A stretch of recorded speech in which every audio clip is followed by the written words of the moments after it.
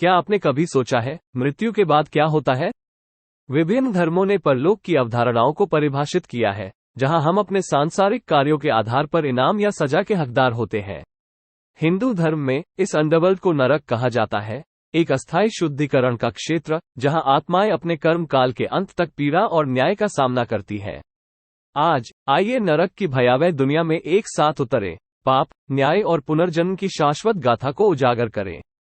ब्रह्मांड के दक्षिणी छोर पर हमारी दुनिया की जड़ों के नीचे नरक की भूमि है।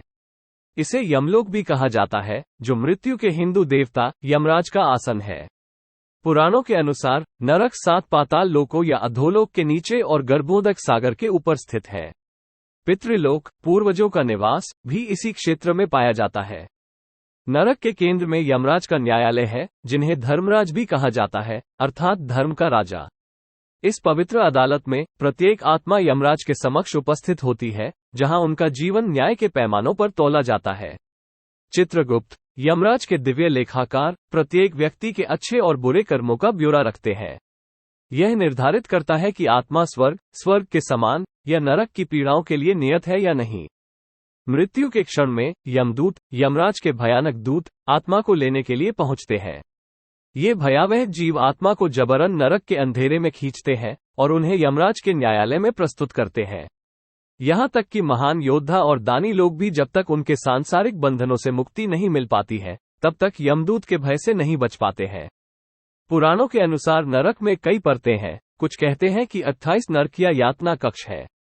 ये अलग अलग स्तर विभिन्न पापों के लिए विशिष्ट यातनाएं प्रदान करते हैं। उदाहरण के लिए, हिंसा के अपराधियों को अग्नि कुंडों में डुबोया जा सकता है, जबकि चोरों को भयानक कांटों से छेदा जा सकता है। शास्त्रों द्वारा सटीक सजाओं और नरक के विवरण में बदलाव जारी है। क्या नरक में पीड़ा अनंत है? हिंदू धर्म में नरक को एक अस्थायी दंड के रूप में देखा जाता है।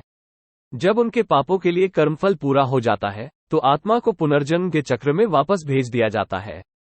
यही कारण है कि नरक को कर्मों को संतुलित करने और आत्मा को शुद्ध करने के लिए एक आवश्यक दुख माना जाता है। जबकि पापी आत्माएं नरक की पीड़ाओं के आगे झुक जाती हैं, किंवदंतियां बताती हैं कि कुछ नरक के न्यायालय से बच सकते हैं। दानदाताओं, विशेष रूप से भोजन के दाताओं और सत्य बोलने वालों को अक्सर यमराज की कठोर नजर से बख्शा जाता है। इसके अलावा युद्ध के मैदान में बलिदान देने वाले योद्धा या कुरुक्षेत्र जैसे पवित्र स्थलों में मरने वाले भी इस भाग्य से बच सकते हैं। जो व्यक्ति मोक्ष प्राप्त करते हैं, संसार के चक्र, जन्म और मृत्यु से अंतिम मुक्ति पा लेते हैं, वे भी यमदूतों के चंगुल से बच जाते हैं। इन प्रबुद्ध आत्माओं ने अपनी सांसारिक इच्छाओं पर विजय प्राप्त की है और दिव्य में लीन हो गए हैं। वे अब नश्वरता के बंधनों से मुक्त हैं। नरक या स्वर्ग में एक नियत अवधि के बाद आत्मा को पुनर्जन्म के चक्र में वापस फेंक दिया जाता है।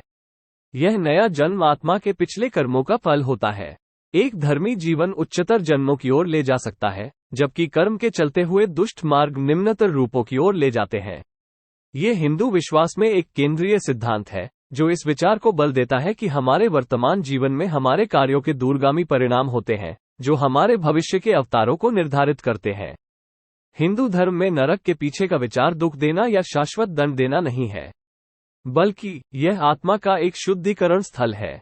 यह एक ऐसी जगह है जहां ब्रह्मांड की न्याय व्यवस्था लागू की जाती है, पापियों को उनके कार्यों के प्रभाव का अनुभव कराकर सुधारने का मौका मिलता है। नरक का अनुभव अंततः आत्म सुधार की ओर ले जाने के लिए बनाया गया है, जो व्यक्ति को पुनर्जन्म के चक्र से आगे बढ़ने के योग्य बनाता है। नरक का विचार हिंदू धर्म में नैतिक और धार्मिक जीवन जीने के लिए एक शक्तिशाली प्रेरक के रूप में कार्य करता है। इस अंडरवर्ल्ड की मान्यता पाप और अधर्म के विरुद्ध और करुणा और परोपकार के कार्यों के लिए प्रोत्साहन के रूप में कार्य करती है। नरक की यात्रा हमें कर्म की शक्ति के साथ साथ आत्म सुधार और मुक्ति के अंतिम लक्ष्य के बारे में बताती है। नरक में कष्टों की कहानियां हमें पाप से दूर और धर्म के रास्ते पर चलने के लिए प्रेरित कर सकती हैं। आइए हम सभी अपने कर्मों के प्रति जागरूक रहें, क्योंकि वे न केवल इस जीवन को बल्कि हमारे सभी भविष्य के जन्मों को भी आकार देते हैं। अगर आपको यह वीडियो रोचक और विचारोत्तेजक लगा, तो कृपया लाइक और सब्सक्राइब बटन पर क्लिक करें और आध्यात्मिक विषयों पर अधिक खोज के लिए बने रहें। नरक और पुनर्जन्म के विचार पर अपने विचार टिप्पणियों में भी साझा करें। धन्यवाद।